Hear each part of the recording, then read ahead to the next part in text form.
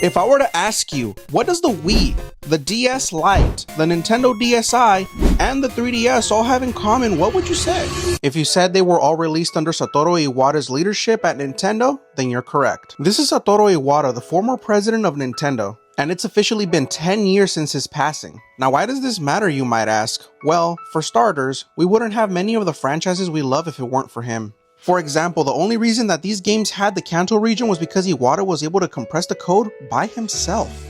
For Earthbound, the game's code was a complete mess and was barely functional, to the point where Nintendo almost canceled the game completely. Iwata stepped in and gave them the option. They can either try to fix it and it will take 2 years, or start over from scratch and it will take 1 year. The team chose the second option, and instead of the estimated 1 year, they were able to finish the game in just 6 months. Sakurai once said, if not for Iwata, Smash Bros wouldn't exist. Iwata built the entire prototype engine by himself, allowing Sakurai to focus on the design and character feel. And this was all when it was just a prototype called Dragon King the Fighting Game. Later, they both had the idea to bring Nintendo characters into the mix. Game Freak never made the battle engine designed for 3D, so while the Stadium team struggled to replicate the code for 3D battles, Iwata stepped in and managed to analyze and reverse engineer the entire battle system from scratch without access to the original source code.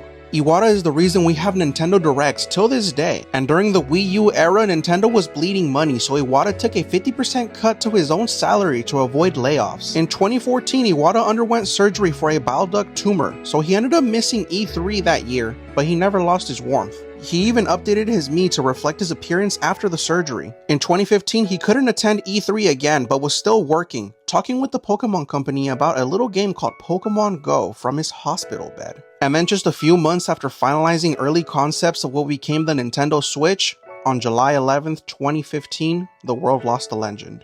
On my business card, I am a corporate president. In my mind, I am a game developer.